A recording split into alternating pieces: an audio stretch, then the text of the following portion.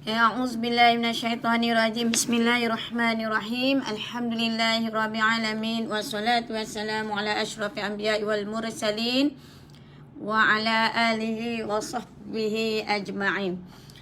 Apa khabar semua? Semoga kita dalam rahmat Allah, dalam pengampunan Allah Ta'ala, dan kita masih lagi di bulan Rejab.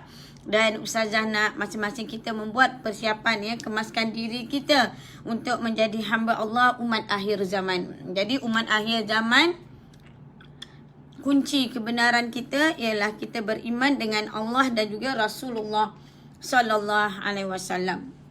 Jadi bagaimana yang Ustazah katakan semalam, sebenarnya tak habis lagi ni supaya anda menjadi manusia selepas ni, kita menjadi orang yang paling bersyukur kepada Allah Ta'ala.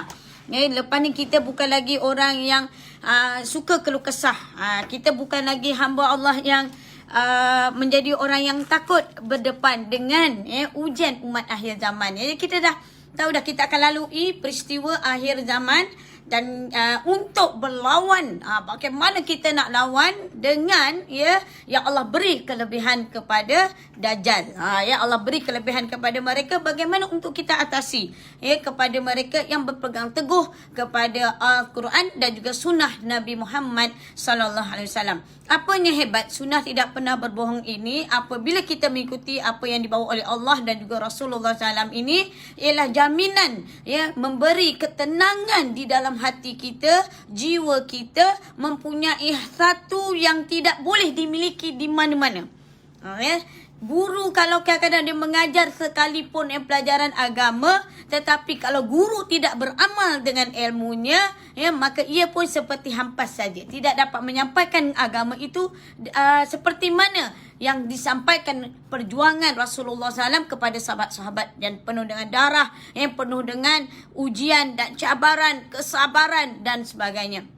Jadi di sinilah Ustazah nak ajak kita sebagai umat Nabi Muhammad sallallahu alaihi wasallam, mari kita sama-sama muhasabah diri kita.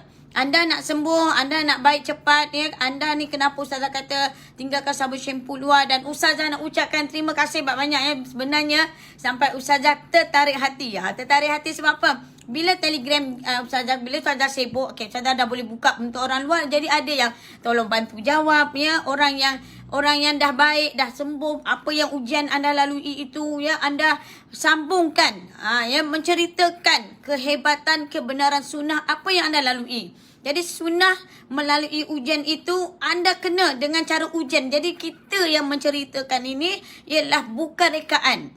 Benda yang kita cerita ini adalah apa yang kita lalui. Jadi sebab itulah kita nak menjadi orang, sebab tu ilmu berserta dengan amal. Orang amal ilmunya, dia akan nampak kelebihan. Kadang-kadang kita kata, saya dah amal dah bertahun-tahun. Sebab itulah kita kena faham. Jadi bukan semua minyak zaitun, habatus sauda itu adalah grade perubatan. Jadi kita muhasabah diri balik, kita betulkan balik. Jadi kita faham di mana hala tuju kita. Kita ni jangan biarkan jiwa kita kekosongan. Kadang-kadang manusia dah memiliki segala-galanya, jiwanya tetap kosong, hatinya tetap kosong. Jadi jiwa kita ini mesti dihidupkan. Berapa lama hati kita sudah dimatikan. Sebab orang katakan, ramai kita dah dengar orang cerita tentang sabar. Tetapi semalam baru sedikit yang Ustazah cerita tentang sabar. Jadi Ustazah akan sambung lagi supaya kita ni ilmu yang Ustazah nak kongsi ni adalah untuk diri Ustazah, bukannya nak sampai kepada orang lain. Tapi ini untuk diri Ustazah, Ustazah nak kongsikan. Ustazah tak niat pun untuk orang lain. Yang Ustazah bercakap ni adalah untuk diri sendiri. Yang Ustazah pandang sekarang ni adalah diri Ustazah sendiri. Jadi Ustazah bercakap untuk diri Ustazah. Kita ni jangan jadi orang munafik. Takut berhadapan dengan ni, takut dengan ni, takut ni. Sebenarnya kita takut sebenarnya apa? Apa yang tersembunyi di dalam diri kita. Apa yang kita, bila kita takut-takut inilah hilang segala pintu-pintu kekuatan keimanan kita kepada Allah dan juga Rasul. Jadi terselahlah peribadi kita orang yang terlampau mementingkan dunia. Sebab apa? Dunia ini akan menutup pintu hati kita mengenal akhirat. Jadi sebenarnya besar, supaya anda pegang betul-betul ya, supaya lepas ni ya tidak ada sampai pakar motivasi pun ya, anda nak jumpa dia, nak selesaikan masalah anda, semua kena bayar. Tetapi Rasulullah sallallahu alaihi wasallam dalam perjuangan Nabi, perjuangan sahabat Nabi, perjuangan nabi-nabi dan rasul-rasul dahulu, bukannya orang datang kepada Nabi. Bukannya tapi Nabi dan ulama-ulama dahulu para sahabat dahulu, mereka datang kepada orang awam menyampaikan agama. Sampaikan agama kepada manusia. Bawa manusia ini bebaskan diri daripada belenggu kehidupan, daripada belenggu kegelapan. Inilah agama. Bila kamu ikut agama, kamu akan bebas. Jiwa kamu akan merasai, dipenuhi. Jiwa kalian akan merasa hidup kembali. Sebab tu di awal-awal Islam, awal-awal Islam kebanyakan yang mengikuti Nabi adalah kalangan yang macam mana? Hamba-hamba dan sebagainya. Kalangan hamba. Bagaimana Allah Ta'ala tanam dalam jiwa mereka semua. Sebab itulah kita nak diri kita ni umat akhir zaman. Kalau kawan kata buat duduk perkampungan kampung sekali pun mereka kata, oh kita hijrah, kita buat perkampungan Islam, kita buat ini. Kalau bagi ustazah ada yang lebih besar. Sebelum kita nak buat perkampungan, kita nak hijrah ni, ada benda besar yang kita kena perkuatkan. Ada sesuatu yang lebih besar untuk kita perkuatkan. Supaya apa? Jangan ada orang-orang munafik di dalam kawasan kita. Benda-benda ni lebih besar. Sebab itulah yang kita sampaikan, kita yang kena sampaikan kepada di luar sana. Sebab itu walaupun Facebook ini dicipta oleh Dajjal untuk menyesatkan manusia, dalam guna yang sama kita gunakan dia balik untuk menyampaikan kepada manusia, hai jiwa manusia yang tidak tenang, marilah kita kembali mengikuti agama. Sebab itu Allah Ta'ala beri kamu ujian sakit. Tujuan ujian sakit supaya kamu ambil pengajaran daripada sakit kamu. Bukan Allah Ta'ala untuk menghinakan kamu bila Allah timpakan musibah. Sebab itu Allah Ta'ala memberi tahu kepada kamu ada sesuatu yang diri kamu kena kuat. Kena kuatkan pendirian hati kamu. Jadi 13 tahun tuan-puan, 13 tahun. Mereka orang Islam diseksa. Mereka diseksa. Mereka dianiai, mereka dizalimi, harta mereka dirampas. Di awal-awal Islam, 13 tahun itu adakah terlampau sekejap? Inilah yang dipertikaikan oleh para sahabat yang datang pada Rasulullah. Ya Rasulullah, bila lagi pertolongan Allah Ta'ala? Bila lagi pertolongan? Apakah kamu tidak berdoa kepada Allah? Sedangkan sahabat-sahabat yang lain telah dizalimi, disakiti dan sebagainya. Tapi apa yang Rasulullah SAW ingatkan? Wahai sahabat, tidakkah kamu tahu zaman-zaman dahulu mereka ini menyampaikan agama sehingga disediakan lubang dan terbelah. Gaji dua, tubuh badan mereka itu dibelah gergaji. Tetapi dicari-cari dan daging-daging mereka dicari-cari tulang mereka. Tetapi mereka tetap mempertahankan Allah Ahad, Allahu Samad. Itulah yang kita kena ada sebagai umat akhir zaman. Ini yang kena ada dalam jiwa kita. Di depan mata kita zahir, kita pandang zahir. Tetapi jiwa kita, zahir batin kita sudah nampak syurga Allah. Itu yang kita kena buka. Bukannya sibuk dengan sakit darah tinggi, kencing manis sampai kita mati. Bukannya tengok kanser kita, rawat diri kita. Kanser kalian semua boleh baik. Seperti mana kawan-kawan yang lain ceritakan dalam Telegram. Sebab Ustazah tak boleh nak tunjuk benda ni. Kalau Ustazah boleh tunjuk macam mula-mula tu, Ustazah tunjuk tulang yang hancur macam mana elok balik, macam mana daging busuk elok balik dengan berkat sunnah Rasulullah SAW daripada Al-Quran juga sunnah. Masih relevan minyak zaitun habatus sauda, madu itu adalah penawar umat akhir zaman. Tetapi tak dibenarkan. Memperlekehkan lagi. Sebab tu umat akhir zaman kalian kena hidupkan balik. Yang hati kita dah sudah lama tidur. Hati kita sudah lama lalai kepada Allah Ta'ala. Jadi di sinilah yang Ustazah nak ingatkan. Waktu Rasulullah kata, sesungguhnya kalian ini kaum yang tergesa-gesa. Sebenarnya kita kena memperkuat. Allah tahu sesuatu yang kita tidak tahu. Sebab itulah Kalau Ustazah nak ajak kita, memang sabar itu perit. Tahu sabar itu perit. Bukan Rasulullah SAW lebih sayang umat dia. Apa lagi tahu sahabat-sahabatnya diseksa di awal Islam 13 tahun. Bukan setahun, bukan 2 tahun, bukan 3 bulan, bukan 4 bulan. Adakah kalau kita hidup di zaman Rasulullah SAW, kalau kata kita hidup di zaman Rasulullah SAW, bersama dengan Rasulullah, anggapkan kita. Tapi bagaimana keimanan yang Allah Ta'ala beri mereka, ya, sehingga mereka mampu menghadapi ujian, ya, hingga Allah buka hati mereka. Zahir di dunia adalah dunia, tetapi batin jiwa mereka, mata mereka sudah di dalam syurga Allah Ta'ala. Ini dia. Sampai umur kita 40 tahun, 50 tahun, 60 tahun, kita dah tahu kita dah tua, rambut dah beruban, kita dah nampak semua tu ada dalam tanda-tanda kematian pada diri kita. Duk lagi sibuk dengan menahan-nahan kematian kalian. Sikit-sikit cari ubat, sikit-sikit cari ubat zahir, cari ubat zahir. Sampai bila? Sampai bila kita nak jadi macam tu? Sampai bila jiwa kita terus dimatikan? Sampai bila jiwa kita nak dilalaikan? Kita takut, bila ni kita makan jadi takut. Itulah dia menyebabkan kita tidak jumpa penghujung jalan. Jadi mari sama-sama. Ustazah nak ajak semua kita sama-sama, termasuk diri Ustazah. Ustazah bercakap ni untuk diri Ustazah. Ustazah pandang muka Ustazah sendiri. Jadi Ustazah sampaikan ni diri Ustazah ni yang keras hati sangat ni. Yang tak nak bersabar, yang selalu aja dalam hati ni berbisik, ulang alik bisikan syaitan, yang nak lawan balik dalam bisikan-bisik syaitan yang ada dalam diri Ustazah sendiri. Sebab tu Ustazah nak kita sama-sama. Ustazah kongsikan ni sama-sama. Supaya kita jangan jadi manusia yang meragui Allah Ta'ala. Kita tak boleh guna perasaan. Dalam setiap perkara kita tak boleh. Biarlah diorang nak cakap apa ke diorang cakap. Diorang nak buat apa, biar diorang buat. Kita tidak boleh bertindak sesuatu mengikut guna perasaan. Tak boleh. Jadi tak boleh kita guna perasaan. Bila guna perasaan tu yang akhirnya tengoklah. Ini tak boleh, tu tak boleh. Semua dah disekat.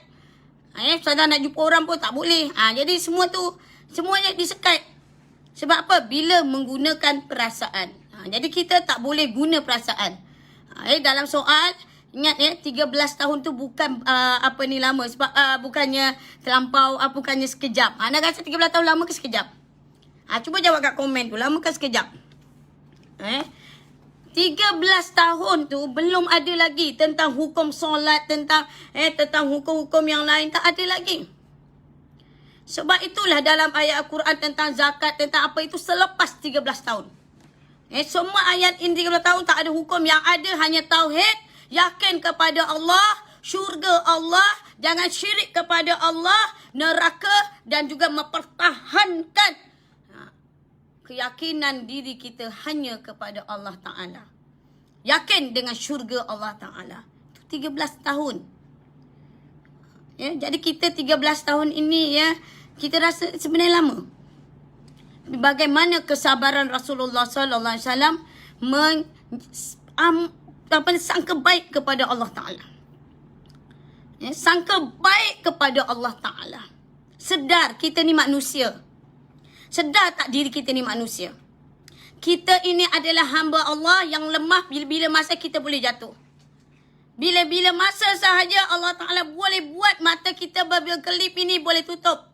Bila masa sahaja Allah boleh buat lidah ini jadi sengit. Bila-bila masa sahaja Allah Ta'ala buat tangan kamu tidak mampu bergerak. Bila-bila masa saja. Jadi kena ingat balik. Peristiwa di awal-awal Islam itu pun 13 tahun Allah menguji kepada sahabat-sahabat Rasulullah SAW untuk mempertahankan, mengenal kalimah tauhid. Sebab itu ada yang berkata, ya Rasulullah, orang ni dah ini. Ya Rasulullah, ingatkan balik. Kamu baru sedikit. Yang kawan sahabat kita kena bawa sikit. Ada yang lebih dahsyat daripada tu, umat-umat yang dahulu lebih dahsyat lagi. Jadi kita umat yang macam kita lihatlah. Tengok rakyat Palestin. Sampai negara Palestin pun dah tak ada. Yang ada sekarang kat Malaysia, gunakan nama Palestin ada. Gunakan nama Palestin. Betul kat Palestin? Bumi Palestin pun dah tak ada. Rakyat Palestin pun harta dirampas. Minyak zaitun dia telah dibakar dan dihancurkan. Tapi ada je orang berniaga gunakan nama minyak zaitun. Jadi Allah bagi akal fikirlah. Betul ke tu minyak zaitun daripada Palestin? Lepas tu ada pula kurma daripada Palestin. Jadi guna otak sikit. Sama tu daripada Palestin atau sebaliknya. Fikirkan balik. Jangan kita pula terlampau sangat. Tu kita kena fikir. Jadi di sinilah kekuatan orang Islam. Kita kena sabar, kena yakin, kena percaya. Dan ustazah bercakap ni untuk diri ustazah. Ustazah nak pujuk pada diri ustazah. Ustazah baru buat perubatan sunnah 20 lebih tahun. Pernah pergi ke sana ke sini. Macam mana ustazah bercerita dengan orang macam orang gila. Orang pandang ustazah macam pandang apa. Tetapi apabila orang tu sembuh, di situlah Allah Ta'ala buat hasil kita sembuh sikit. Di sinilah Allah Ta'ala tunjuk kebenaran-kebenaran. Ada satu kebenaran. Berapa lama, berapa tahun saya pergi ke Indonesia. Saya pergi ke Brunei. Nak sampai kepada Sultan Brunei. Kepada rakyat Brunei. Saya dah buat di sana, dah buktikan. Tiba-tiba ada yang dengki kata, inilah dia. Ini dia orang buat pukau. Buat pukau mana? Bila cari-cari tak ada apa benda yang nak dipukau. Kata pukau apa? Pesakit yang berhutang, pesakit yang datang ni, orang ni, lepas tu pesakit tu. Lepas tu kata, ini benda yang biasa Rasulullah SAW pun digelar tukang sihir. Sebab tu orang pun rasa heran. Yang buat ni bukan orang lain. Yang jenis jampi-jampi tu datang ni. Dia tengok, ni minyak zaitun, tebus rodak, madu. Macam mana orang lain boleh sembuh dengan ustazah ni. Cara ni sampai dah bawa, saya kata dah baik. Dah makan, ada proses dalam seminggu dah baik. Saya kata pergi jumpa doktor. Dah baik, pergi jumpa doktor. Dalam proses, jangan jumpa doktor dulu. Dah baik, baru jumpa doktor, saya cakap. Saya dah cek, dah semua okey. Bila mula berat saja, jangan campur-campur. Fokus 1%. Bila dah fokus, bila racun tu keluar dah okey, tak kata, pergilah cek doktor, nak jumpa sangat dengan doktor kalian. Cek sendiri. Bukan tak boleh, tapi nanti dulu. Dalam proses, jangan dulu. Sebab berbeza, pandangan itu berbeza. Pandangan guru, dia orang belajar cara yang lain. Selalu berlawanan. Jadi sebab itu Ustazah ajak manusia, kita lihat. Ini kepada mereka yang ada kesabaran. Sebab tu nilai sabar ini penting. Kesabaran itu perlu ada kepada dalam diri manusia. Umat akhir zaman. Jangan kita kata nak buat perkampungan Islam ini. Kita tak tahu. Di antara ramai-ramai kita tu mana yang betul-betul. Jadi ditanam dalam jiwa kita masing-masing. Bukan kerana material. Orang ni ada duit. Orang ni bersatu atas ada duit. Orang tak ada duit tak boleh kumpul. Jadi kita tak nak macam tu. Sebab orang tak pernah susah, dia mana boleh bersama-sama dengan orang yang susah. Jadi macam tu. Ustazah nak beritahu bagi kita faham. Kita kena faham betul-betul supaya anda faham. Kita umat akhir zaman, tidak ada cara lain. Bersiap sedialah. Akhir zaman, agama ibarat asing. Kebenaran mengikut Allah dan juga Rasul dianggap asing. Apabila dianggap asing, kita kena faham. Diri kita, apa kita dah standby untuk kita. Jadi kita kena balik pada sejarah sirah Nabi Muhammad SAW di awal-awal Islam selama 13 tahun. Sebab itu yang mengenal setiap teliti perancangan Dajjal hanya ahli tauhid. Hanya ahli tauhid saja yang tahu segala ini daripada Dajjal. Hanya ahli tauhid saja, bukan ahli fiqh. Ini haram, inilah, ini bid'ah lah, ini. Dia ikut Dajjal, dia tak rasa pula. Dia belajar sistem Dajjal, dia tak rasa pula. Sebab tu dia tak rasa, dia dah belajar sistem tu, dia dapat benda tu, dia dah dapat benda-benda tu daripada sistem tu, dia lahir dengan sistem tu. Jadi akhirnya dia tak nampak pun benda ni sebenarnya dia dah duduk dalam lubang tahi tu, mana dia nampak betul adalah lubang tahi. Lepas tu dia kata lambat lagi tanda kiamat, dia tampak salji dah apa berlaku, tanah suci kota Mekah tu dah kosong semua tu. Dia tak nampak lagi sebab apa? Inilah dia. Manusia yang bukan ahli tauhid. Sebab tu ahli tauhid dimatikan oleh mereka. Dimatikan. Sebab tu kita kena penting ni. Sebab tu syarat mereka nak berubah dengan 1%. Tinggalkan yang lain. Supaya kuliah kafirun. Orang jawab jelas dalam Al-Quran. Ustazah ada banyak baca. Mereka gunakan kaedah kuno ilmu fiqh. Gunakan logik akal. Nanti saya jawab. Tentang unta lah. Kalau unta, air kencing unta. Bolehlah kita ambil babi tu. Kita ambil air kencing babi pun. Kita ambil ni. Kita tengok. Ni semua guna logik akal. Jadi sekarang ni. Sebab itulah. Sepanjang 13 tahun. Rasulullah SAW tiada perlawanan. Yang ada hanya kesabaran. nilai kesabaran. Tiada perlawanan, yang ada hanya kesabaran. Lepas tu dalam rumah tangga saya kata, ya suami anda ini itu, jangan komplain, dia menanggung dosa anda. Yang anda ada kekuatan diri anda, kesabaran anda mampu mengubah segala-galanya. Kenapa Allah temukan anda jodoh? Sebab Allah dah cerita dalam Al-Quran, suami yang baik untuk isteri yang baik. Cuba nyatakan dalam diri, kalau aku ni maknanya aku orang yang, mesti suami aku orang yang baik juga. Jangan kita mana lekeh kepada jodoh kita. Mesti jodoh kita orang yang baik. Orang ceritalah keburukan suami kita. Walaupun dia seorang minum arak, walaupun dia seorang yang berzina. Tapi kalau kita orang yang benar kepada Allah dan juga Rasul, seorang isteri yang Allah Ta'ala temukan, mesti suami kita orang yang baik. Dengan berkat kesabaran kita, kita minta kepada Allah Ta'ala. Akhirnya suami tu kalau dia berubah, dia seperti Saidina Umar. Ni kita nak bercakap ni. Orang yang pernah lalui maksiat, orang pernah banyak melakukan kesalahan, orang paling banyak melakukan dosa, apabila diketuk hatinya, dia akan menjadi orang yang benar-benar mengikuti apa dari Allah dan juga Rasul. Berbeza mereka yang datang, belajar melalui sekolah, ada dalam kad pengenalan dia Islam, berbeza.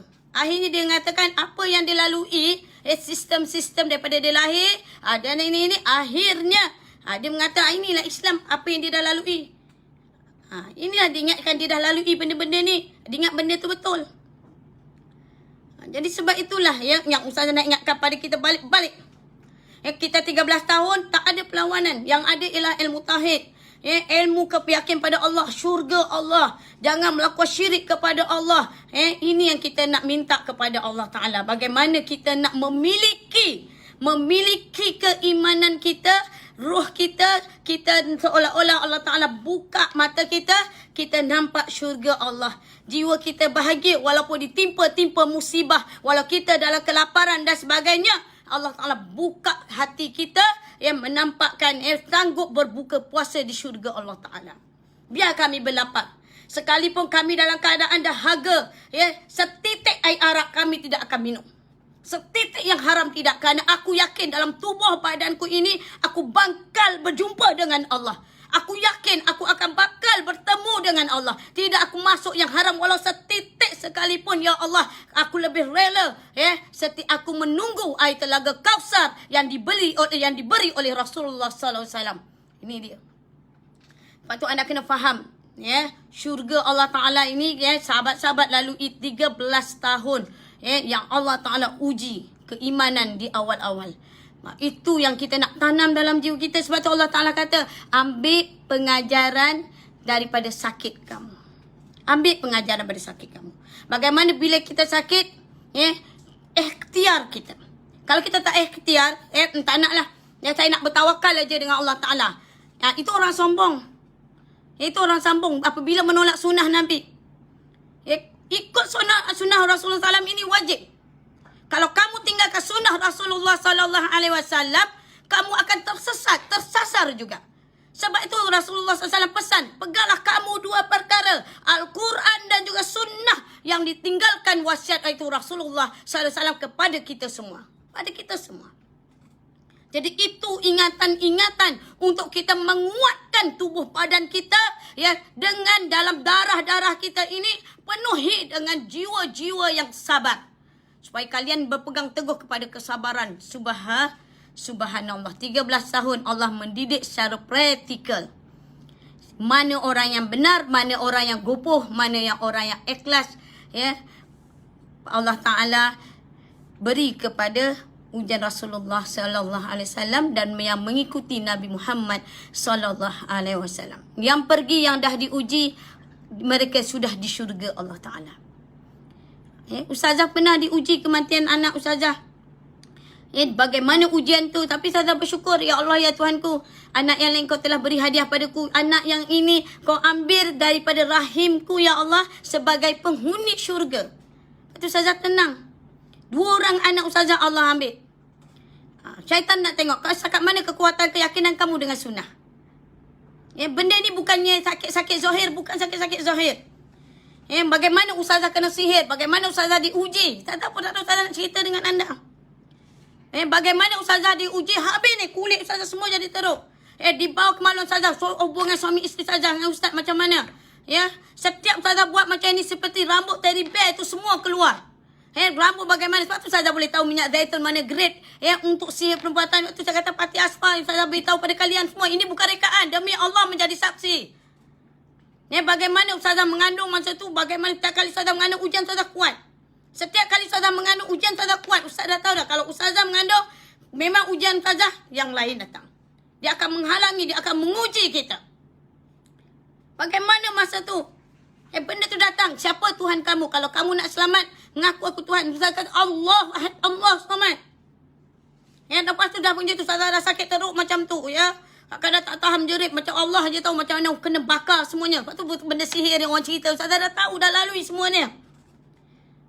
Berubat tadi sebelum tu Ustazah dah lalui semua tu. Betul kalau anda cerita Ustazah dah lali dah semua tu. Lepas tu Ustazah nak kita faham matlamat kita, diri kita, hadirkan diri kita di syurga Allah Ta'ala. Hadirkan dalam diri kita bahawa kita akan masuk ke neraka, takutnya kita neraka Allah. Kena hadirkan dalam diri kita ni akan masuk dalam lubang kubur. Kita tak boleh lari dari kematian. Kamu lari pada kematian, itulah semakin orang tertipu. Sebab tu Ustazah lalui. Apa dekat benda ni kata, okey tak apa. Digunakan anak. Kalau kamu tak nak ikut aku, anak kamu je, tak apa. Nyawa anakku di tangan Allah. Kalau Allah nak ambil, aku redha. Tak ada beritahu Ustaz. Walid kata, Umi nak beritahu anak ni tak hidup. Walid kata, Umi ni pandai je. Walid kata, saya ni pandai je cakap macam tu. Saya cakap, benda ni saya dah lalui. Bila tengok betul, 2 kali Allah uji. 2 kali. Pertama anak yang ke-7, okey, saling kita tawakal dengan Allah Ta'ala kuat. Anak ke-8, anak ke-9, yang ke-10, Alhamdulillah Allah panjangkan umurnya. Tetapi yang terbayang dalam jiwa Ustazah, yang terbayang dalam minda Ustazah hanya satu. Ya Allah, ya Tuhanku, tidak kusangka aku adalah wanita dunia ini yang penuh dengan dosa. Wanita yang banyak melakukan dosa, manusia yang paling banyak meraguimu, ya Allah. Manusia yang banyak pertikai kepadamu, ya Allah. Tetapi engkau telah memilih rahimku, masuk ke syurga Allah Ta'ala. Anak-anak yang kecil. Ibu bapa anak yang kecil, kamu dosa macam mana pun Allah pilih. Kamu itu, rahim kamu itu terpilih menjadi penghuni-penghuni syurga Allah Ta'ala. Kalau kamu redha menerima ujian ni, berapa besar pahala yang Allah beri kepada kamu, dan anak itu akan menunggu kamu di pintu syurga. Sepatutnya kamu tu lebih dekat kepada Allah Ta'ala untuk bersama-sama anak kamu di akhirat kelak. Itu yang kita kena nampak. Sebagai wanita muslimah, itu yang kalian kena kuat. Kalau kita ditakdirkan mati kepada Allah, sebab tu saya lah anak 10 orang, kalau kita nak 11-12 orang anak. Saya pernah lalui itu semua. Lepas tu jangan cerita sebab benda pengalaman Ustazah lalui. Tetapi kuatkan jiwa kita. Lepas tu kita lahirkan anak kita takut. Ya Allah, Allah nak gugurkan dosa aku. Ni dah berapa tahun dah. Anak Ustazah sekarang yang nombor 10 tu dah umur dia. Berapa tahun Abdullah? 7 tahun. 7 tahun Ustazah kehilang. 7 tahun. Lepas tu Ustazah dah nombor 10, nombor 11. Sebab Ustazah tidak langgar lah ni. Belajar ni. Ustazah terus. Ustazah pun Allah gugurkan, keluarkan. Tapi tak apa, itu semua Allah Ta'ala nak beri kebaikan di akhirat kelak. Sebab tu Ustazah nak ingatkan kepada kita semua, adakah kamu dah lihat kematian demi kematian dalam keluargamu itu? Kamu nak teruskan sunnah? Ustazah bukan berdepan dengan benda-benda biasa lagi. Adakah kamu hendak meneruskan sunnah dalam keadaan begini? Adakah kamu hendak meneruskan sunnah? Ustazah tetap teguh. Tetap teguh dengan sunnah Nabi Muhammad SAW sehingga minta, ya Allah, sehingga akhir hayatku, ya Allah. Sebab tu Ustazah nak, sebab tu kita wanita muslimah, anda kalau keguguran, kalau anda kehilangan anak, kalau anda sebagainya, anak anda itu adalah penghuni syurga, anda adalah wanita pilihan. Anak yang mereka lahirkan besar belum tentu menjadi mentaati Allah dan juga Rasul. Malahan kita tidak tahu adakah mereka ini kita tinggalkan harta. Apabila kita meninggalkan harta kepada mereka, anak-anak ini, adakah harta yang mereka dapat, yang kita warisi itu mampu menolong kita di akhirat, adakah mampu membuat anak mengingati kita. Sebab tu kita kena kembali balik. Berpegang teguh pada Quran, berpegang teguh kepada sunnah Nabi Muhammad sallallahu alaihi wasallam. Di saat umat akhir zaman dah mula meninggalkan Al-Quran, dah mula meninggalkan sunnah Nabi Muhammad sallallahu alaihi wasallam. Memang sabar tu perik. Kita dengan arahan Allah, kita dengar aja arahan Allah Taala. Sebab tu apa Nabi kata? Akhir zaman hendaklah kamu lari. Jangan kita bergaduh, jangan kita nak mencari dunia seperti mereka. Jangan kita berebut pasar seperti mereka. Kalau menteri tak bagi apa hak kepada kita, Perdana Menteri kata tak boleh bagi hak pada kita, tak apa. Sebab kita kena lalui benda-benda ni, kita kena lalui. Laluilah, tapi jangan bergaduh dengan orang. Jangan bergaduh. Mereka percaya kepada kehebatan nak hidup panjang, biarkan. Sebab kita ni orang yang beriman kepada Allah dan dengan Rasul, kita merindui syurga Allah. Kita adalah orang yang mencintai kematian. Jadi kita orang mencintai kematian. Kalau benar ni kita mencintai kematian, itu yang kena ada dalam jiwa kita. Sebab orang yang mencintai kematian ini, dia akan, kalau bukan orang saja nak mati. Jangan saja nak bunuh diri, nak mati, itu salah. Tiada perlawanan selama 13 tahun, yang ada hanya kesabaran. Jadi sebenarnya sahabat, apa yang Nabi ingatkan, sahabat, kamu ini termasuk kaum-kaum yang tergesa-gesa. Jadi jangan sampai nak ditegur. Allah Ta'ala lebih mengetahui sesuatu yang manusia tidak tahu. Bagaimana sahabat dah ini orang kita kan. Mana pertolongan Allah, aku dah buat baik dah. Aku dah nak biasa kita dengar kan. Dia baru nak berubah. Bila aku nak berubah, nak ikut agama, ini susah, itu susah, ini susah. Allah nak kifarah, Allah nak tengok keikhlasan kita. Benarkah kita nak balik kepada Allah Ta'ala? Benarkah kita nak bertaubat kepada Allah Ta'ala? Dulu makan duit haram, nipu orang senang je dapat duit. Bila aku jujur ni susah pula nak dapat duit. Sebab itu yang anda kena tanam dalam jiwa anda, balik kepada awal-awal Islam. Kita kena balik kepada awal-awal Islam. Apa awal-awal Islam yang disampaikan oleh Rasulullah SAW, iaitu Allahu Ahad, Allahu Samad. 13 tahun. 13 tahun tak ada pun yang hukum-hukum yang lain. Belum ada hukum zakat, belum ada hukum solat. Yang ada hanyalah menanamkan tauhid, adanya Allah, adanya jangan kamu melakukan syirik kepada Allah, tentang neraka, dan menahan perjuangan-perjuangan, tinggalkan sahabat-sahabat yang Nabi, hilang harta, hilang segala-galanya dirampas. Apa yang kita berlaku lihat akhir inilah. Berlaku pada rakyat Palestin, berlaku pada rakyat Syria, bagaimana mereka dipukul, bagaimana mereka disakiti, tidak ada negara-negara Islam yang mampu memberi pertolongan kepada mereka. Sebaliknya negara-negara Islam yang lain tunduk kepada kuasa yang lain. Jadi di sini 13 tahun. Jadi di sinilah bilangan yang faham. Sebab tu kita kena ada persiapan kita, ialah tauhid kepada Allah Ta'ala. Untuk kita memahami cara Allah Ta'ala mengatur strategi untuk melahirkan umat-umat akhir zaman seperti jiwa akhir zaman, seperti di awal-awal Islam, di peristiwa awal-awal Islam. Jadi di sinilah ujian sabar Allah perkuatkan kita. Jangan kita menyalahkan Nabi sampai masanya nanti kaum itu dibinasakan oleh Allah Ta'ala. Jangan kita salahkan Nabi. Jangan pula kita tak betul lah ni. Jadi jangan masuk kaum yang tergesa-gesa.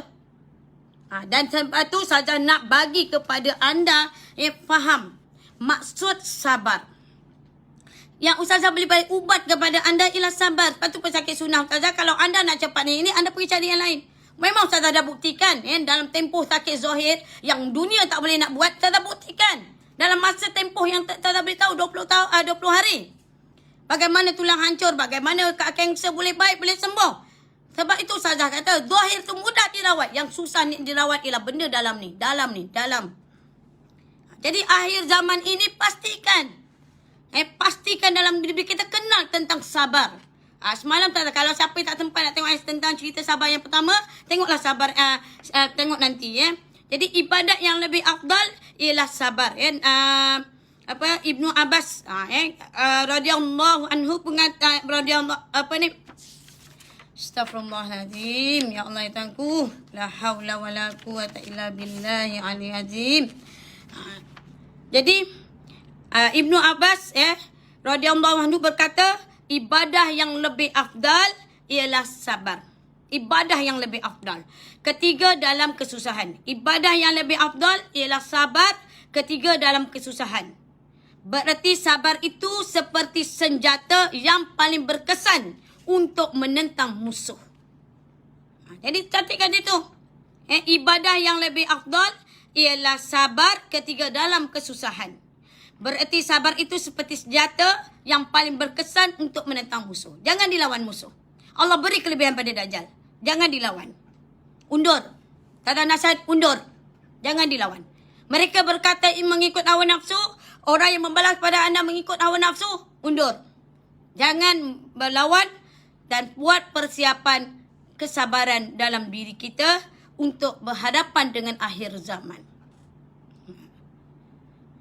Sebab tu Ustazah nak ingatkan, Nabi SAW bersabda, kesabaran selama satu saat itu lebih baik daripada dunia dan segala yang ada di dalamnya.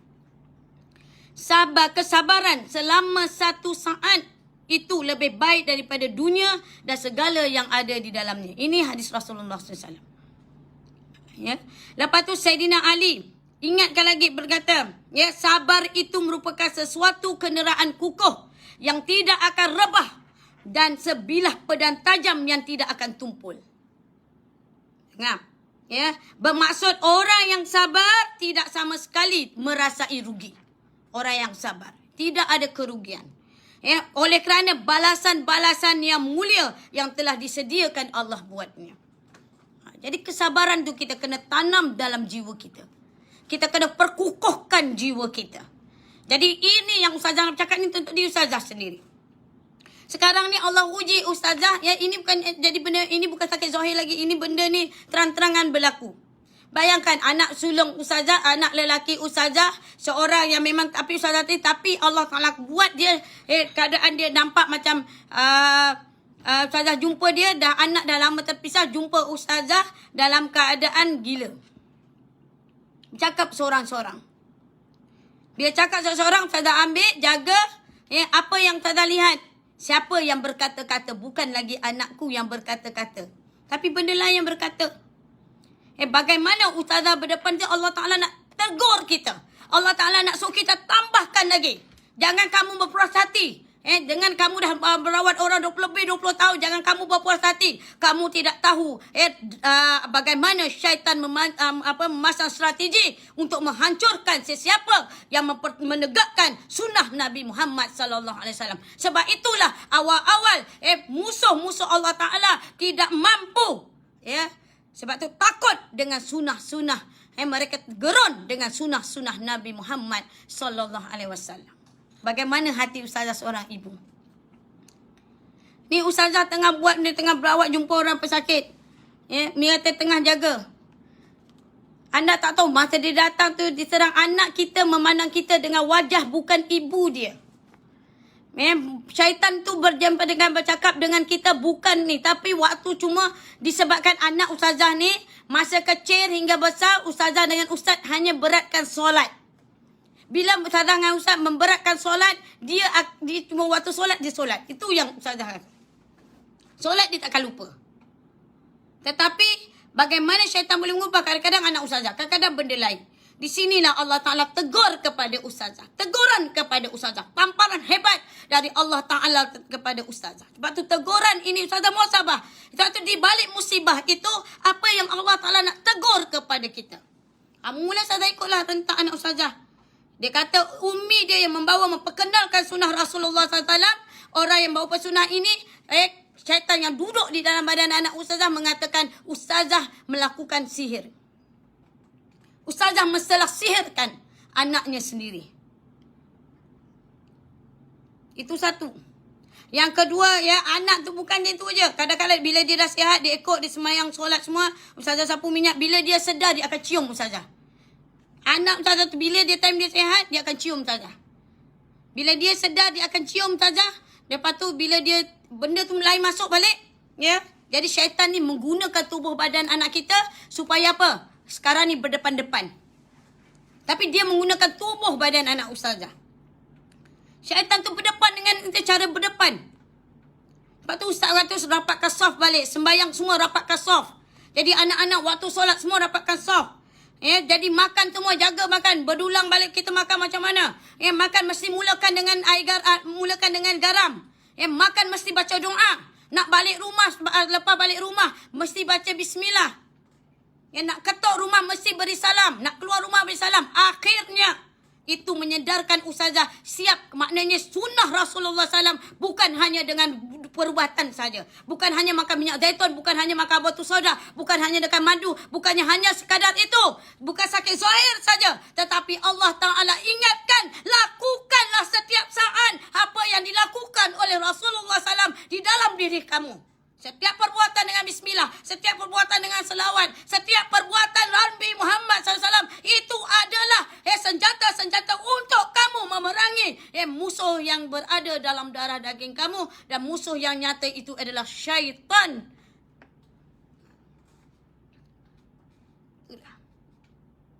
Sebab tu kita kadang-kadang heran, ya. Kita dah ruqyah, berapa banyak orang ruqyah, syaitan lagi gelak ketawa, tak takut pun. Syaitan kata apa? Engkau nak jatuhkan aku ke?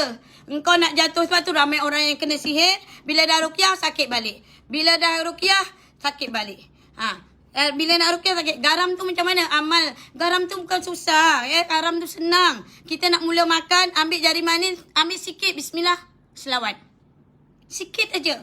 Bukan satu sudu makan satu, ya, itu jangan. Itu mudarat. Sebab tu Ustazah nak ingatkan balik. Lepas tu tak kata rotan mesti ada. Ustazah mula kita tak beli rotan. Ustazah beli balik rotan dekat rumah tu. Ustazah beli rotan terus. Benda tu datang duduk melupur. Syaitan takut. Jin takut, syaitan takut dengan rotan. Ustazah beli rotan tu. Kenapa dia takut? Kayu suki. Kenapa dia gerun? Ustazah kata Ustazah bukan nak pukul siapa. Tahu tak? Bayangkan seorang abang. Bila dia ni, syaitan tu tengah-tengah malam, dia ketuk bilik anak perempuan tak dah. Apa ketuk dia ni? Seolah-olah benda lain. Dia tak ada, dia nak baring-baring, nak landing-landing, nak tengok. Dia saja macam tu. Jadi saya kata, rotan ni bukan tak nak pukul siapa-siapa. Ni tak nak bagi anak perempuan. Jangan bagi, ya. Jangan bagi Alung ni, syaitan duduk di badan Alung ni, ya. Masuk ke dalam bilik ada anak-anak perempuan. Kalau dia nak masuk dalam bilik perempuan, korang keluarkan rotan benda yang dekat ni. Terus diam. Sebab tu saya kata, apa kegunaan tu? Sebab itu kita tak tahu. Kita ni kena ingat. Orang Islam, umat akhir zaman, manusia, kamu ni ada musuh selain musuh sesama manusia. Ada musuh yang tersembunyi dalam diri darah manusia itu sendiri. Iaitu syaitan. Bagaimana iblis, ya, mengeluarkan Adam dan Hawa daripada syurga Allah Ta'ala. Dengkinya mereka kepada kita. Ya, kerana apa kedengkiannya? Manusia dijadikan daripada tanah, sedangkan aku dijadikan daripada api. Mengapa masih aku sujud kepada manusia? Inilah pekerjaan syaitan untuk merosakkan anak-anak Adam. Sebab tu pesakit, salah satu dasar kecemasan ustazah tu, ada senjata yang anda mesti gunakan dalam rumah anda. Sebab tu ustazah buat apa dia strategi-strategi. Sebab tu kita bukan hanya merawat sakit zahir. Sebab tu 20 tahun yang lalu, ya Allah Ta'ala beri ilmu pada ustazah merawat penyakit zahir. Ustazah dah lalui benda tu, ustazah dah tengok kehebatan-kehebatan Allah Ta'ala. Sampai satu peringkat Allah Ta'ala tegur. Ni tegur. Ya, ada benda yang kamu tidak nampak depan mata, tapi mereka itu nampak kamu. Sebab tu kita kena faham. Kita kena dekati, kita kena tahu. Sebab itu makan dengan baca bismillah, nak masuk rumah, beri salam. Kalau tidak, syaitan masuk berlumba dalam rumah. Ya, lepas tu kita makan kena baca bismillah. Kalau tidak, syaitan sama-sama makan dengan kita. Sebab tu perut kita dapat penyakit. Nak masuk bilik air tanda itu semua kena ikut perbuatan-perbuatan Nabi Muhammad SAW. Wahai ibu-ibu, apabila anda diuji dengan anak yang timpa musibah, asal anak-anak normal, tiba-tiba anak-anak tidak betul, ya, itu maknanya anda kena kuatkan barisan di dalam rumah anda, mendekati ahli keluarga anda dengan Al-Quran dan juga sunnah Nabi Muhammad SAW. Dekatilah dia. Tidak ada cara yang lain. Tahu tak? Saja nak uji. Saja kata, okay, Alung nak pergi ustaz mana? Guru Alung yang mana? Bawa, Umi nak tengok. Alung bawa semuanya. Kalau nak ada orang rukiah, ikut bawa ke semuanya. Umi nak tengok. Ustazah bawa. Setakat mana orang tu boleh sembuhkan? Akhirnya semua cakap apa? Pergi bawa Wat gila. Pergi bawa Wat gila. Bawa Wat gila. Umi yang tak nak Wat gila. Along ni bukan sakit gila. Ni ada benda yang menumpang dalam badan Along untuk jumpa dengan Umi. Betul Allah Ta'ala tengah uji keyakinan kita, kekuatan kita. Betulkan balik dalam diri kita. Ini Ustazah cakap tentang diri Ustazah. Nak pujuk hati Ustazah. Betulkan diri Ustazah. Daripada jauh pun Ustazah boleh ni. Sampai ke tahap Ustazah dengan anak lari tu, anak-anak perempuan cari dalam hutan. Cari anak tu daripada hutan tu, kita orang cari. Dalam Ustazah perawatan Ustazah cari. Orang tak tahu susah payah, orang tak tahu pun. Tak cerita pun. Bagaimana sampai ustaz berdarah, ustazah berdarah, apa semua. Jatuh macam tu. Saya kata itu bukan anak Umi. Anak-anak yang lain marah. Umi dah lah ni. Tidak. Kita kenal Along tu macam mana. Anak ustazah tu anak yang dulu tak pernah membantah ustazah. Anak yang tidak pernah minta itu ini. Anak yang itulah yang Allah uji pada ustazah. Anak yang tidak pernah minta itu ini. Tetapi anak itulah yang Allah uji. Apabila anak ustazah sepanjang dia keluar dari rumah, dia telah lalai kepada Allah. Apabila dia lalai kepada Allah, akhirnya itulah akibat anak yang lupa kepada Allah Ta'ala. Musuh laju saja. Itu dia. Sebab tu saya nak beritahu kita semua kembali balik kepada Allah Ta'ala. Kembali balik kita kepada Allah Ta'ala. Kembali balik kita kepada sunnah Nabi Muhammad sallallahu alaihi wasallam. Kembalilah kita. Di saat manusia akhir zaman tidak mempercayai kepada sunnah Nabi Muhammad sallallahu alaihi wasallam. Ustazah tidak merasa musibah itu sesuatu yang buruk bagi ustazah, tidak. Sudah tidak merasa sedikit pun itu adalah musibah yang buruk. Tetapi musibah itu membawa ustazah muhasabah diri ustazah. Muhasabah balik. Selama ni kita dengan hanya sekadar mengatur makanan zahir kita. Tetapi dalam rumah kita, setiap perbuatan, setiap kita nak tidur, setiap apa yang kita lakukan, ada tak kita mengikuti Nabi Muhammad sallallahu alaihi wasallam? Ada tak kita mengikuti mereka? Ada tak kita ikut? Sebab itu Ustazah tak merasa itu musibah. Tetapi Ustazah merasa itu hadiah Allah Ta'ala. Mengingatkan Ustazah, jangan kamu lalai. Allah boleh sembuhkan anak Ustazah dengan sekelip mata. Tetapi bagaimana Ustazah nak tingkatkan lagi diri Ustazah? Bagaimana Ustazah nak tingkatkan diri? Musuh Allah Ta'ala, musuh manusia. Sebab tu kita selalu baca A'udzubillahi minasyaitanirrajim. Aku berlindung denganmu ya Allah daripada kejahatan syaitan yang direjam. Bagaimana Allah Ta'ala beritahu, bagaimana terompah, bagaimana dengar aja Sayyidina Abu Bakar, Sayyidina Umar, bagaimana syaitan takut lari bertemparan mendengar sahabat Rasulullah sallallahu alaihi wasallam. Jadi sebab itu yang ustazah nak kita semua faham. Supaya kita buka. Tidak adalah yang Al-Quran itu adalah syifa. Dalam Al-Quran lah banyak menceritakan pahala-pahala kesabaran. Bagaimana Allah campak kepada orang yang sabar. Bagaimana Allah beri kebaikan pada orang yang sabar. Di situlah Allah Ta'ala yang nak kita semua balik-balik. Cari bekalan-bekalan. Lepas tu saya dah cerita pada anda 2 hari semalam, hari ini tentang kesabaran. Sebagai ibu memang kita sedih sebagai ini. Tapi bila kita tahu ini dah teguran Allah. Bukannya supaya apa? Anak yang lain tidak mereka tinggalkan setiap perbuatan sunnah Nabi Muhammad sallallahu alaihi wasallam. Lepas tu Ustazah nak ingatkan pada kita kesabaran selama 1 saat.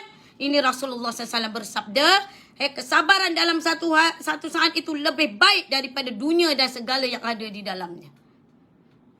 Kesabaran. Apabila kita diuji dengan sakit, bagaimana jiwa kita sabar dalam proses penyembuhan 100% mengikuti cara sunnah Nabi Muhammad sallallahu alaihi wasallam. Adakah syaitan kata, aku dah buat anak kau macam ni, kau nak turunkan perbuatan sunnah ke? Apa benda tu cakap? Kau ingat kau tu beramai je. Dia pun cakap macam orang selalu petikaikan dalam Facebook komen lah. Dia benda tu kalam syaitan kita tahu. Alah orang lain pun dia syaratkan ustazah. Kalau ustazah nak anak ustazah sembuh, syarat dia ustazah tinggalkan perubatan sunnah. Walaupun ustazah jual madu ke apa, ustazah tinggalkan itu semua. Ustazah tinggalkan minyak zaitun, tinggalkan semua tentang sunnah-sunnah, ustazah tinggalkan. Jadi saya tipulah dia. Mi dah tutup dah. Memang Mi dah tak buat dah. Memang Mi dah tak nak buat. Lepas tu nampak ni Mi lari kat kampung. Mi tolong Walid. Bela ayam, bela apa. Syaitan suka. Masa tu dia orang suka lah. Okey lah dia nak tunjuk. Tapi dia tak tahu. Ya.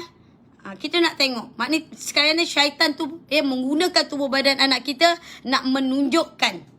Menunjukkan betapa ya mereka gerun dengan sunnah Nabi Muhammad sallallahu alaihi wasallam. Sebab itulah ya, untuk merawat penyakit kita, ikutlah Nabi kamu. Sebab tu kita kena ikut Nabi kamu. Sebab tu ustazah masa dekat sekolah, ya, kalau ustazah buka tadika mahat dulu, ya, ustazah buka dulu tadika mahat, siap.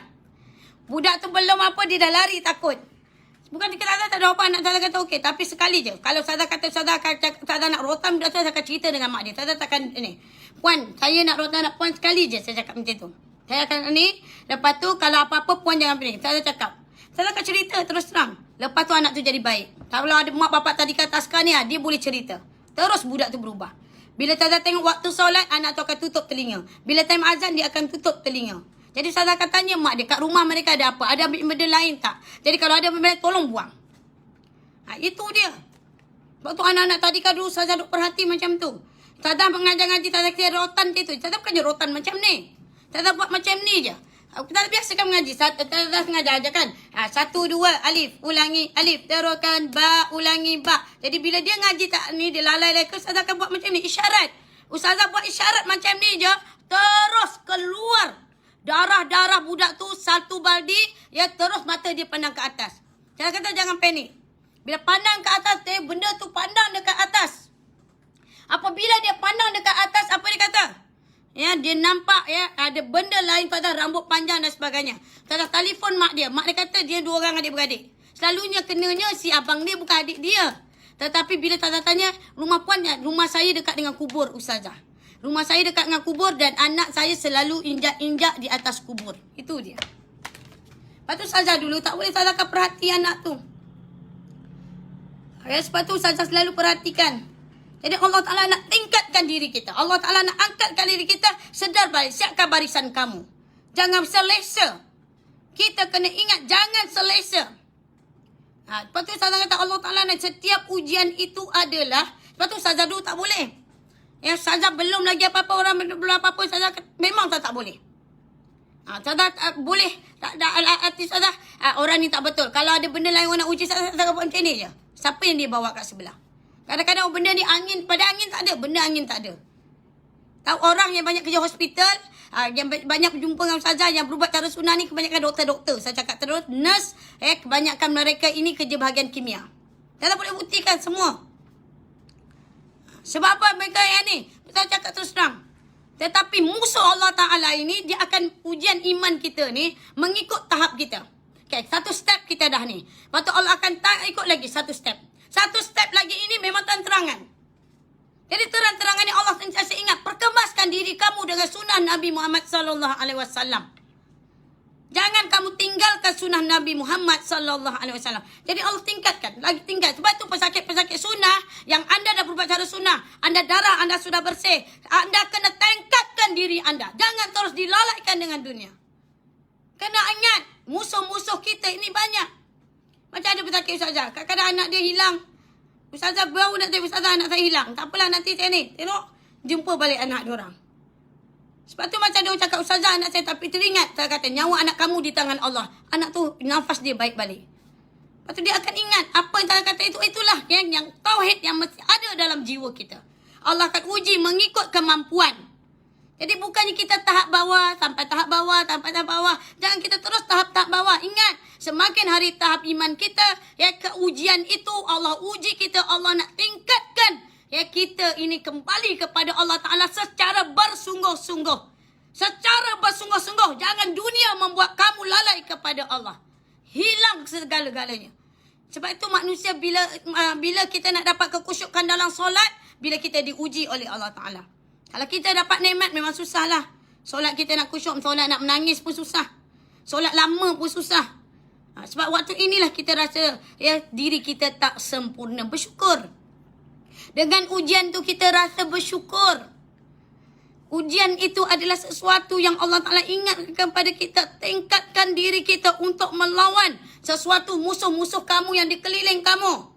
Ya, lepas tu kena ingatkan dalam masa sama bagaimana untuk melawan hawa nafsu kita. Jihad yang paling besar adalah melawan hawa nafsu kita. Lepas tu makan dengan baca bismillah. Apabila kita makan itu, ya supaya syaitan tidak menumpang dalam tubuh darah anak Adam.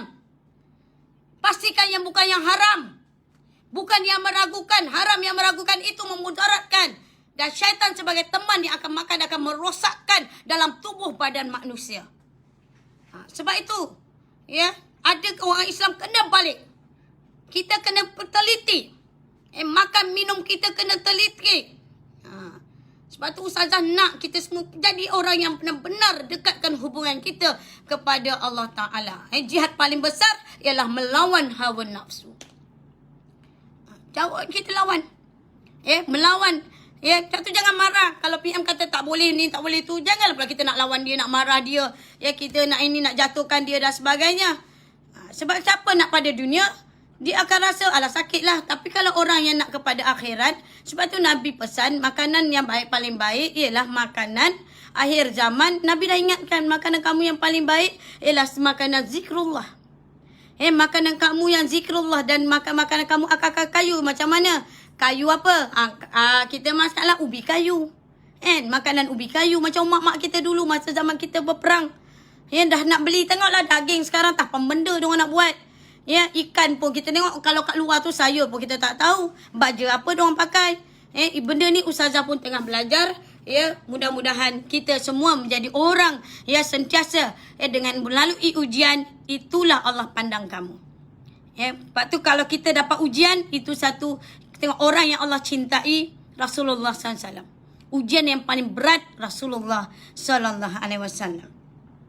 Manusia yang dicintai oleh Allah, ada lapar, ada dahaga, perangnya dengan pelbagai, dengan darahnya.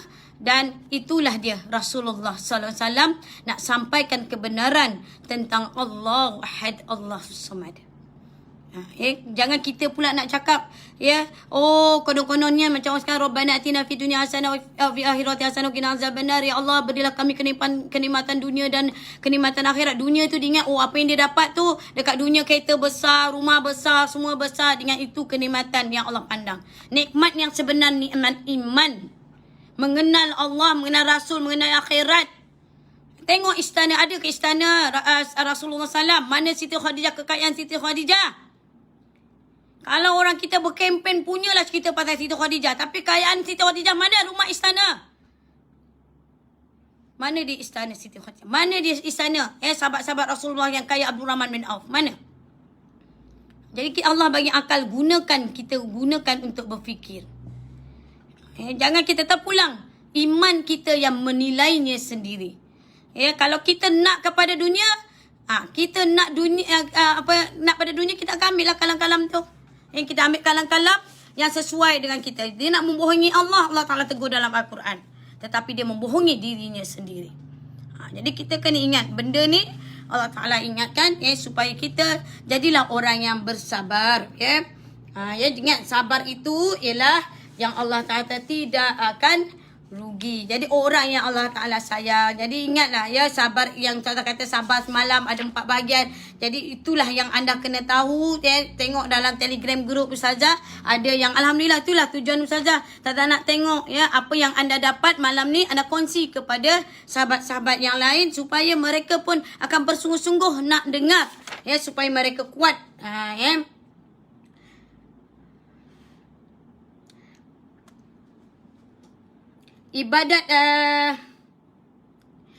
Ibadat yang paling afdal ialah menantikan kelegaan daripada Allah Ta'ala. Jadi berarti apabila bala menimpa seorang, ia tidak mengadu halnya pada siapa pun. Sebaliknya ia menanggungnya dan terus menantikan Allah Ta'ala lah yang menyelamatkannya daripada bencana itu. Jadi perbuatan ini merupakan ibadah yang lebih afdal kerana kesabaran menanggung bala itu bererti menjunjung qadanya Allah dan meredainya. Wahab menceritakan bahawa Nabi Musa alaihissalam berkata, "Wahai Tuhanku, apakah yang paling afdal di dalam syurga?" Tuhan berfirman, "Wahai Musa,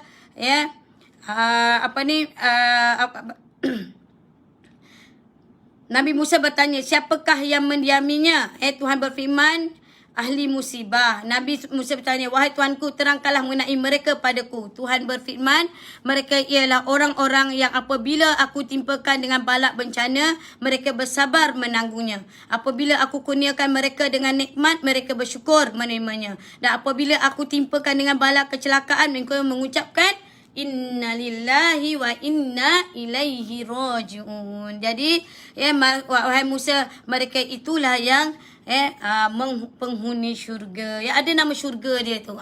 Itu saya tak ingat. Jadi setengah mereka berkata, apabila tertutup jalan segala usaha, maka kesabaran itu merupakan anak kunci yang membuka setiap pintu yang tertutup rapat. Macam kes COVID lah. Macam kes sekarang ni. Okay? Jadi Allah biarkan kepakaran macam tu. Tak kata biarkan. Sebab tu Allah kata biarkan mereka nak buat macam ni, nak buat macam tu. Mereka ni. Kepakaran manusia biarkan. Mereka kata dengan tinggalnya masjid, jarakkan dalam masjid, susahkan manusia ke masjid, semuanya kepakaran manusia. Lepas tu tak kata biarkan mereka nak buat macam mana. Yang lain kita undur sekejap. Kita undur tapi kita siapkan persiapan kita. Kita berada akhir zaman. Jadi persiapan ini kita kena siapkan diri kita apabila seseorang kita dah tak jumpa pintu jalan keluar. Jadi yang melepaskan kita jalan keluar hanya Allah Ta'ala, iaitu anak kunci kesabaran. Jadi kita bila musibah, tak kata bila kita musibah, bila kita ditimpa keadaan, apa yang anda kena buat, anda kena duduk bertafakur kepada Allah Ta'ala, merendah diri kepada Allah, minta ampun kepada Allah Ta'ala. Kadang-kadang kita kan kadang minta tolong orang ni tak dapat. Lepas tu nak tension, nak gila macam orang gila. Buat apa? Lepas tu kita ada Allah. Lepas tu untungnya orang manusia yang ada Allah. Tata tengok berapa ramai kawan-kawan Tata Cina, berapa ramai kawan-kawan ustazah Cina yang akhirnya mereka bukan orang miskin, orang kaya. Saudagar emas, saudagar diamond. Mereka ni kawan-kawan sampai dia tunjuk, dia kelar tangan dia nak bunuh diri. Tata kata kenapa you nak buat macam tu? You tak sayang ke? Tuhan bagi you peluang hidup macam ni, you nak bunuh diri macam tu senang-senang. Mak you lahirkan you susah payah. You susah-susah mau bunuh diri, kenapa? Kenapa you tak nak fikir berjasa dengan you punya mother, you punya father? Tak tanya dengan dia. Dia kata, pasal saya susah lah, saya tak boleh nak tolong mak dengan bapa saya. Ada. Lepas tu saya dah cerita perlahan tentang Rasulullah Sallallahu Alaihi Wasallam, tentang agama kita. Akhirnya masuk Islam. Dengan perubatan sunnah ni, akhirnya masuk. Diorang bila dengar ada kes mati, diorang semua nak bunuh diri. Saya biasa jumpa orang yang bukan Islam, nak berubat cara sunnah. Saya kata, boleh. Tapi you dengan satu syarat, you nak sembahyang, you punya Tuhan, you punya pasal. Tapi bila you nak makan ubat, saya mesti baca Bismillah. Sebab ini Bismillah, ini adalah dengan nama Tuhan saya. Yang sembuhkan ialah Tuhan saya. Tapi bila you baca Allahumma salli ala Sayyidina Muhammad, yang you tengah lakukan ini perbuatan Nabi saya. Nabi saya yang ajar macam ni. Tapi you kena tinggalkan yang lain. Tinggalkan. Lepas tu dia sembuh. Doktor pun hairan. Macam mana boleh baik, boleh sembuh. Kawan-kawan dia, daripada dia, adalah dia tukang masak tu.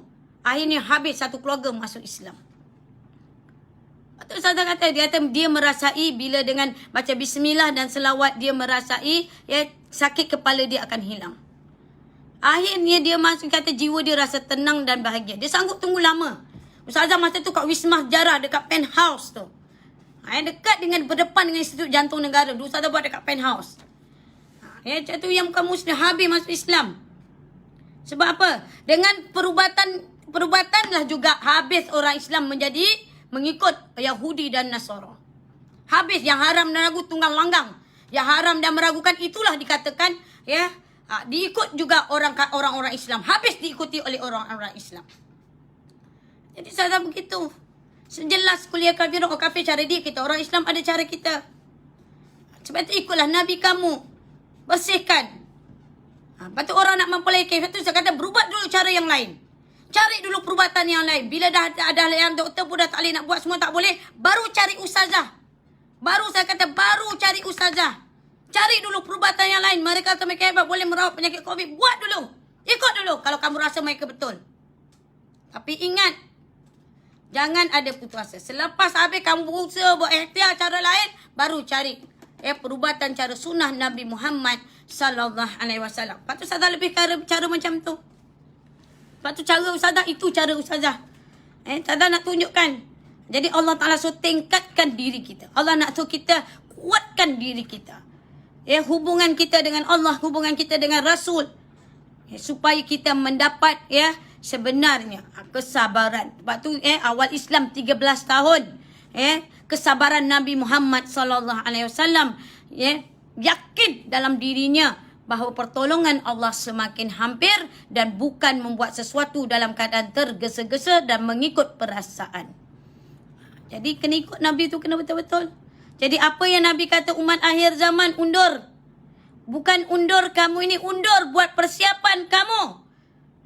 Persiapan dalam mata kamu, di dalam hati batin kamu. Ya, kamu nampak kamu ke syurga Allah Ta'ala. Air telaga Kausar akan ku minum. Benda yang haram dalam tubuh badanku. Bagaimana aku untuk melihat wajah Allah? Bagaimana untuk Allah melihat aku? Bagaimana Rasulullah SAW nak beri aku minum air telaga Kausar kalau ada setitik yang haram dan melagu di dalam lidahku? Ini kalau tauhid. Orang yang yakin dia akan kembali kepada Allah. Orang yang merindui syurga Allah. Orang yang amat mencintai dan yakin benarnya Rasulullah sallallahu alaihi wasallam tidak pernah berkata-kata mengikut hawa nafsunya. Nabi Muhammad sallallahu alaihi wasallam setiap apa daripada perbuatan perkataan Rasulullah sallallahu alaihi wasallam semuanya adalah daripada Allah Taala. Jadi kalau ada yang mendakwa itu adalah zaman, ya, zaman itu, ini adalah zaman ini, itulah ada zaman, itu adalah kawasan Arab. Inilah celakanya lidah mereka, belajar PhD, mengenal agama, inilah dia, rosak agama. Kerana apa? Kerana inilah dia. Agama belajar secara bersija dan agama belajar cara pisah-pisah. Tauhid lain, fiqah lain, tasawuf lain. Lah kali guru tu semua tak bertemu semuanya. Akhirnya sama-sama bergaduh. Akhirnya kau pelekehkan aku masing-masing nak tunjuk hebat cerita dalam ceramah, YouTube yang lain, cerita ceramah masing-masing. Ini Ustazah nak beritahu lagi ni, Ustazah nak beri faham ni. Yang ada yang menggunakan logik akal, ya, tentang air susu, air kencing unta tu nak disamakan dengan balik ba'ya. Balik ba'ya tu semua faham tak apa dia? Nak samakan binatang babi tu dengan binatang bernama unta. Inilah dia yang Ustazah nak betul. Bila Ustazah tengok kat Facebook tu, oh rupanya mereka ambil macam tu. Menggunakan logik akal. Islam ni jelas. Yang haram tinggalkan. Kan ini senang, mudah. Islam ni mudah senang. Jangan dipusing kanan kiri, kona kanan sini. Jadi kita jangan macam tu. Ikut Nabi, kamu akan tenang. Yang haram dah, Allah Ta'ala kata haram, aku tinggalkan. Apa yang Nabi cakap ni, aku tinggalkan. Jangan kona kanan, kona kiri, kona sana, kona sini. Seolah-olah lebih bijak daripada Allah Ta'ala dan Rasul. Seolah-olah dia tak tahu yang Rasulullah SAW berkata-kata itu tidak pernah menggunakan hawa nafsu. Apa daripada lidah Nabi Muhammad SAW, itu adalah dari Allah. Dan juga, itulah dia yang manusia kena tahu. Madu, habatus sauda, minyak zaitun, itu adalah penawar syifa kepada umat akhir zaman. Tetapi umat akhir zaman jangan makanan zahir yang diberatkan saja. Tapi ingat, mesti diperkemaskan dengan dalam diri anda. Buang diri kita menjadi orang-orang yang munafik. Macam saya kena belajarlah. Kita lalai leka dengan ini. Allah Ta'ala tegur semuanya. Tegur. Jangan rasa diri kita selesa. Jangan rasa diri kita baik. Jangan rasa diri kita betul. Jangan rasa kita ni lebih tahu daripada orang lain. Sebab tu saya nak ingatkan kepada kita semua, ya. Apabila tertutup jalan segala usaha, maka kesabaran itu merupakan anak kunci yang membuka setiap pintu yang tertutup rapat itu. Janganlah anda berputus asa walaupun lama masa mencarinya. Jangan ada putus asa. Janganlah ada putus asa walaupun dalam cara. Apabila anda meminta pertolongan sambil bersabar, anda akan melihat hasilnya. Bersifatlah dengan sabar, niscaya hajat akan tercapai. Dan berkekalkanlah mengetuk pintu yang tertutup itu, niscaya akan terbuka juga untuk anda memasukinya. Iaitu sabar. Sabar. Lepas tu berubat cara sunnah, dia keluar semua racun kimia. Tak perubatan sunnah bukan black magic. Dia akan keluarkan semua. Orang makan ubat ni jadi macam orang yang mengandungi steroid macam ni. Makan hidrokinon macam ni. Ya, orang yang makan umupati jadi macam ni. Orang yang makan herba jadi macam ni. Orang yang makan ni jadi macam ni. Semua itu akan Allah Ta'ala bongkarkan. Anda pernah ambil darah 10 kali. Semuanya Allah akan tunjuk dengan cara sunnah Nabi Muhammad SAW. Lepas tu jangan pesakit bohong ustazah. Ya, pesakit nak bohong ustazah. Ustazah tengok dia ada tu. Lepas tu saya kata jangan bohongi ustazah. Sebab tu anda pernah cucuk, anda pernah jatuh 10 tahun yang lalu dengan sunnah. Anwar itu anda sapu je. Dia akan tunjuk kesan jatuh anda, kesan retak anda. Lepas tu saya kata jangan bohongi. Sebab itu melalui pengalaman ustazah. Kita tunjuk kepada manusia kehebatan dan kebenaran sunnah. Jangan ada putus asa. Kalaulah saya, kalau orang lain dalam masa sebulan 2 bulan boleh baik, kenapa dengan saya mesti 4 bulan 6 bulan? Kerana apa? Kerana kalian kena ingat apa yang Allah nak beri kepada kalian itu kebaikan. Apa yang Allah nak beri kebaikan iaitu kesabaran, pahala sabar. Pahala kalian hendak dimasuk ke dalam syurga Allah tanpa penghisapan. Itu yang Allah nak beri hadiah pula. Bukan saja anda merawat zahir anda, tapi Allah nak hadiah pahala sabar, yakin. Pahala yang tidak putus asa itu Allah nak hadiahkan lagi. Itu dia. Orang yang kadang-kadang baik cepat ini sebab dia akan lalai kepada Allah Ta'ala. Memang tak nampak hasil. Datang dengan kronik macam mana teruk. Bila sembuh dalam sebulan 2. Bila kita tengok sakit kronik dah baik macam tu, dia tak nak guna akal. Kalau dengan doktor, dia kena rawat 500 ribu. Dekat 1 juta nak habiskan duit. Dengan perubatan sunnah macam ni dah ubat cara baik. Boleh pula lalai kepada Allah Ta'ala. Bila persatuan, bila ustazah pejabat persatuan pejabat Atibun Nabawi ni tak boleh bayar, semua buat pekak, buat tak nampak, berkira dengan Allah Ta'ala. Berkiralah kalian dengan Allah Ta'ala. Lepas tu pesakit-pesakit yang lambat baik, anda kena faham.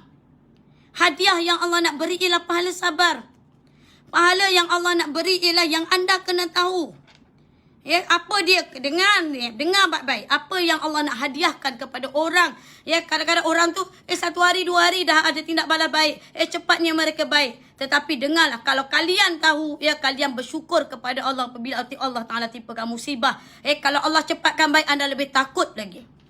Takut Allah Ta'ala tak pandang. Anda cepat-cepat baik, kau nak kerja kan, kau nak ni kan, ambil lah, Allah Ta'ala beri. Bila dah bersembuh, boleh senyap. Kebenaran sunnah selama ni dia senyap. Inilah orang yang akan Allah Ta'ala, ya Allah biarkan. Apabila mayat seseorang masuk ke dalam kubur, solatnya berdiri di sebelah kanannya. Ingat, kita semua percaya tak? Kita semua masuk dalam kubur? Percaya tak? Semua percaya tak? Kita ni dah masuk ke dalam kubur. Apabila mayat seorang masuk ke dalam kubur, solatnya berdiri di sebelah kanannya. Zakatnya berdiri di sebelah kirinya. Segala amalan kebaikannya menaunginya. Dan kesabarannya duduk di suatu sudut sambil berkata. Sambil berkata, ambillah rakanmu jika engkau berhajat kepadanya. Jika tidak berhajat padanya, aku ada di belakangmu. Bererti jika engkau berupaya, tolaklah seksa daripadanya. Dan jika tidak berupaya, memadalah aku melakukannya, iaitu aku akan menolakkan sesaannya. Ini membayangkan kesabaran itu afdal daripada segala amalan. Jadi ini anda kena tahu. Apabila mayat seseorang manusia ke dalam kubur, solat berdiri di sebelah kanan, zakat pula berdiri di sebelah kiri. Segala amalan kebaikannya menaunginya dan kesabaran duduk di satu sudut sambil berkata. Ambillah rakanmu jika engkau berhajat kepadanya. Inilah pahala-pahala sabar ni yang akan menampung setiap kekurangan-kekurangan kita. Dalam solat kita, dalam zakat kita, dalam yang lain-lain, apa kekurangan-kekurangan. Inilah dia. Begitu jika tidak berhajat padanya, aku ada di belakangmu. Berarti jika engkau berupaya, tolaklah seksa daripadanya. Makna tolak segala azab dan sebagainya. Tidak berupaya, madalah aku melakukannya, iaitu aku akan menolakkan sesaannya. Ini bayangkan kesabaran itu lebih afdal dari segala amalan. Lepas tu Ustazah kata, Ustazah lebih suka pesakit yang Allah, bila Allah Ta'ala memberi masa pada dia, itu sebenarnya hadiah dari Allah Ta'ala. Jangan biarkan syaitan berbisik dalam dada kita. Ya Allah, ya Tuanku, dosa apa aku buat, benda apa. Ya, anda kena cari mana salah anda. Mana lagi nak dibetulkan. Itu orang yang betul. Sebab tu Ustazah kalau pesakit, kalau dia lambat, Ustazah duduk diam, Ustazah akan ni. Kalau Ustazah tegur, jangan marah, saya cakap. Ustazah akan tegur. Sebab tu bila Ustazah tegur, Ustazah nak anda sembuh. Bukan Ustazah nak arah sesuatu, tidak. Sebab tu Ustazah menegur. Menegur itu adalah ya, tanda seseorang itu sayang kita, dia tegur. Kadang-kadang kawan kita, tudung kita bukan tudung sengit ke baju sengit, kawan kita diam je, dia biar je. Boleh borak-borak, cakap-cakap dalam lift. Okey, Ustazah. Okey, insyaAllah nanti Ustazah sambung balik. Nanti insyaAllah nanti kita sambung balik. Okey, bye. Assalamualaikum. Besok insyaAllah kita sambung lagi. Okey, bye. Assalamualaikum.